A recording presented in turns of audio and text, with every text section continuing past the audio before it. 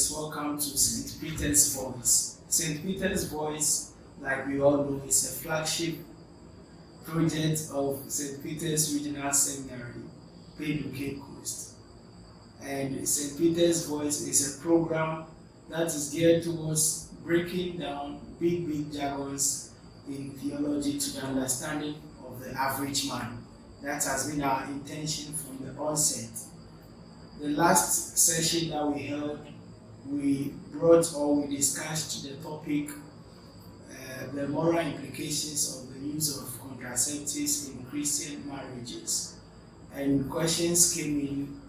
Our panelists, Father Amachi, attempted them to the best of his abilities and to our satisfaction, I must admit, for which we are still eternally grateful to Father.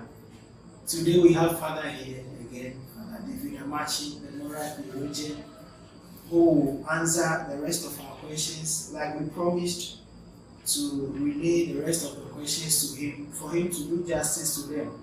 And so we have been faithful to our promise.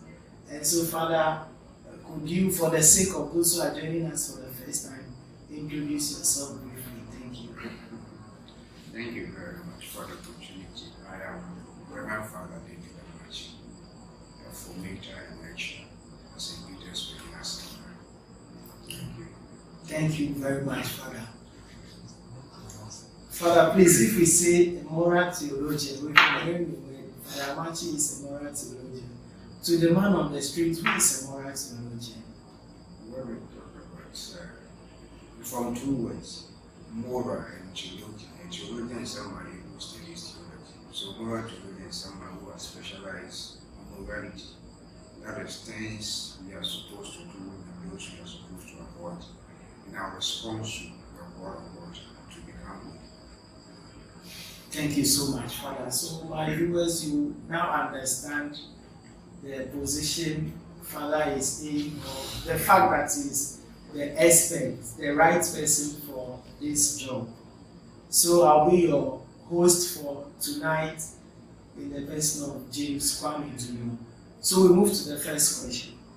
Father, somebody is asking, since contraceptive is a kind of not biblically approved thing, is there any way of which the couple can use to space their procreation?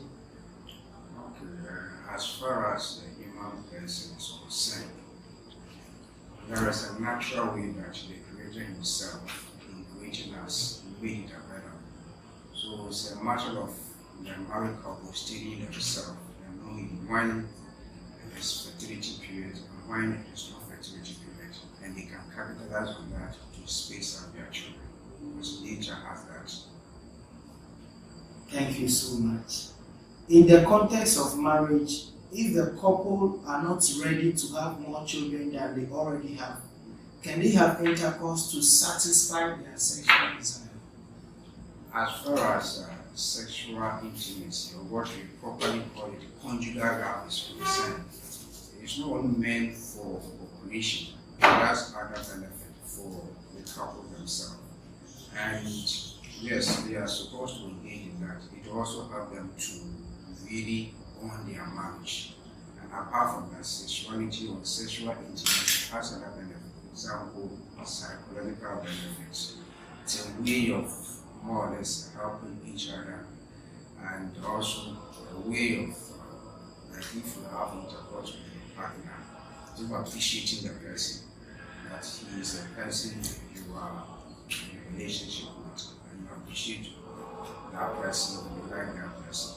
Apart from the sexual intimacy as what we call the spiritual dimension, it's like if you have an intimacy with a certain person, the two of you become one, for each other. So not necessarily for giving birth is the only purpose of sexual intimacy, but other benefits, which those who are married can attest to.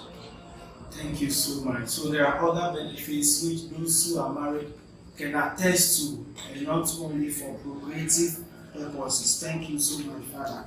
How then can married couples be responsible parents in terms of planning the number and spacing their children without artificial contraception?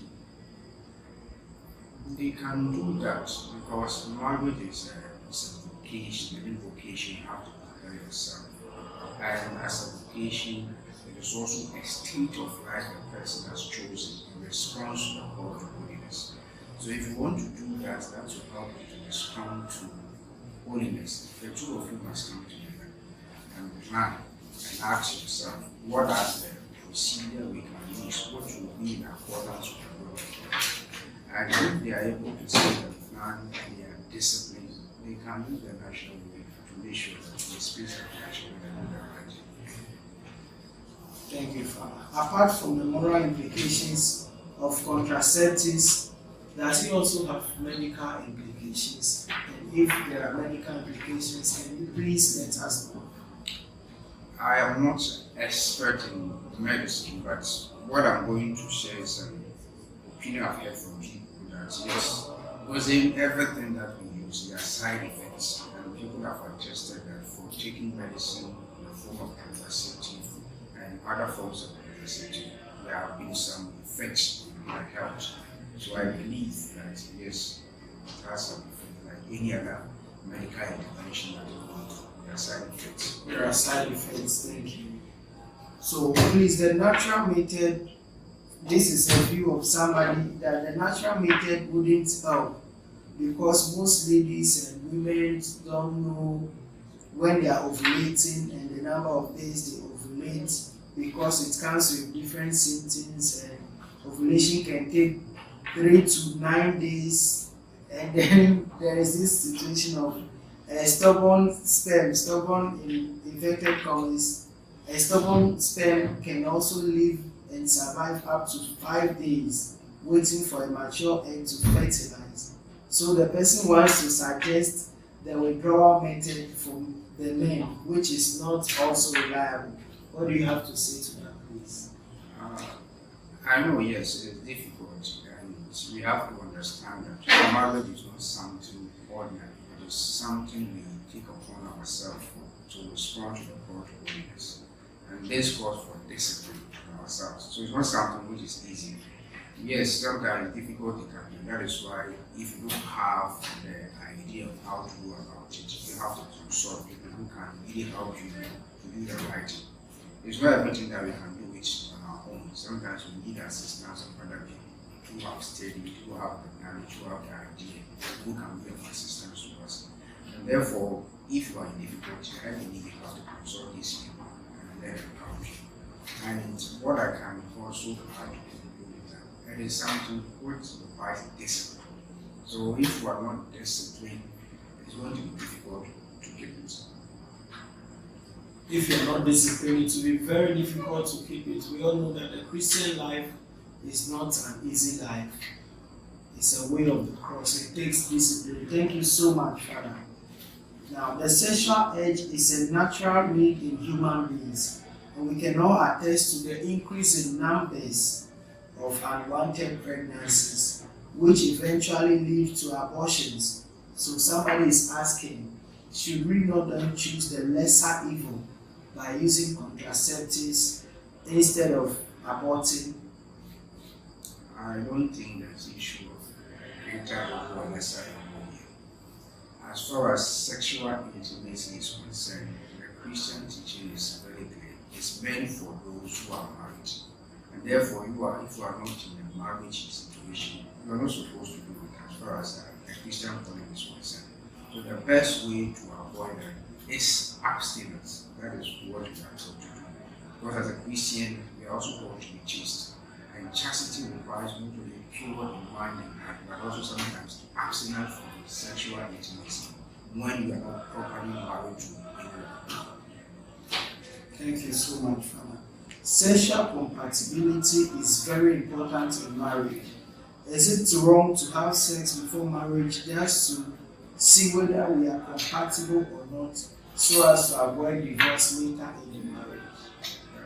I would say it is wrong because marriage is not like going to write exam. You want to have a mock exam before you go to proper exam. Sex is not like that. Sex is meant for married couples. So if you are not married, it is not legitimate for you to engage in that. So If it is about compatibility, we have people who have studied about the human person, medical experts. You need to consult them. With their expertise, they can help you to know whether you are compatible or not. It's not a matter of having sexual intimacy before marriage. Thank you so much, Father. So far, the message we are getting is consultancy. If we are in doubt about certain things in relation to marriage, to conjugal love, to these procreative functions of marriage, to sexual intimacy within marriage, Father is asking that we always ask experts, we always consult, and we don't assume that we know it all. The room is always there, the space is always there to consult the experts and get the right information. Thank you so much, Father. Now, so in case one partner is having a sexually transmitted disease and health experts are saying that the other partner is to use contraceptives like condom, are you saying it is wrong in the eyes of God? What I would say to that is that the couple need to use their conscience. What their conscience tells them is what they're supposed to do. The couple has to use their consciences. What their consciences tell them, that is what they have to do. Thank you. The teachings of the church are there, but the use of contraceptives appears to be on the increase. What can be done to help people appreciate these rich teachings and avoid the use of contraceptives? I think that yes, the teachings are there and use of contraceptives. So it means that we still have work to do. We need to appeal to the consciences of people about the right things that they need to do as far as their relationship with God is concerned. So insofar as they have not stopped, we must also not stop preaching, teaching, how we people about teaching. Because I believe that the more we talk about it, there will be a time people will come to appreciate it and probably will accept it. So we should keep trying. We should keep trying. Thank you. Why does artificial contraception within a chaste marriage undermine the chastity of the marriage? As far as marriage is concerned, it must be open to procreation. And it is, we call it a total love. So if a husband and wife are engaged in sexual intimacy, it must be open to life. And you are giving yourself to that person. That is where the two of you become one. So if you bring in partners, it means that you don't want what you have, the other to have access to it. So there shouldn't be anything coming to block the two of you. You should be open to each other. So that if in intimacy, as the physical aspect, there will be what we call that is foreplay, penetration, what have you. When there's penetration, that thing should be open to the other. There shouldn't be anything that will come between them, so that you have penetrated a person, but you don't want the other person to accept what you are giving. Then it means that the two of you are not one. If you are one, you accept what the other person is bringing in. You don't block it, you have to accept. That's when the two of you are one and you are engaging with intimacy, and that is going to really increase your bond. But if you bring this contraceptive or bring the use of condom, means that you are not ready to accept what the other person is offering. And I think it's not right as far as sexual intimacy and conjugal love is concerned. Thank you. So should couples then have conjugal relations or conjugal love only when they want to have children? No, please. I believe you have already answered that sexual intimacy is not only meant for procreation. It has other benefits that the couples also enjoy. And therefore, there's a season for everything. There will be a time they may have children, there will be a time they will no children. They will also enjoy the other benefits as far as sexual intimacy is concerned. So it's not only meant for completion, and they will have that because it's part of the marriage, it's part of it, that they should also have intimacy to make sure that their bond is well established. Okay. To make sure that their bond is well established. Now, a follow-up is that now, if with the intention to get their bond well established, children keep coming or they keep bringing up more children or giving birth to more children, and they wish to stop, they don't want to have children anymore, what then do they do? That is why we have natural family planning. As I said earlier, some people may not be aware of that or they don't know how to go about it. There are people out there who have the requisite knowledge, so they have to consult them and let them have them as to how to go about it. Because yes, you have to cooperate, but you have to cooperate responsibly. You have to look at your economic background, your social background, psychological capacity, what have you, before you come out with children. So the fact that you are supposed to live in intimacy does not mean that you should just cooperate, that you cannot be responsible for. So if you can't follow the natural family plan because it's difficult for you, seek the help of people who know about it and you can assist you to know how to go about it. Thank you so much, Father. So, as a Christian who happens to be a pharmacist, what does it mean that I should? So, does it mean that I shouldn't deal in contraceptives, the sale of contraceptives, if I'm a Christian pharmacist? In my candid opinion, we have what we call the principle of cooperation. So, if my action, one way or the other, is assisting somebody to do something, then we are cooperating with that. So, as a Christian, let your conscience guide you that. You also have people to live your call to holiness. So, how do I assist people to do that? So, at least, I know it's a business venture, but in your business, ethics must also guide you, and your Christian faith must be your principle as to what to do. And if it's something which is not contributing to uphold certain Christian principles, you should find a nice way to do it. I don't think over there that is the only thing that will serve us. The other thing that will also serve us, so you can also engage in that. But God will also help. Doing the right thing, God will also make sure that everything flourishes. This is interesting. So, Father, throughout the answering or the answers to the questions, you keep mentioning the call to holiness. To the man on the street, what is this call to holiness? Who is it coming from? And what assurance or certainty do we have that it is coming, if from God, then from God? What is that call to holiness? Thank you. The call to holiness simply called to imitate Jesus Christ.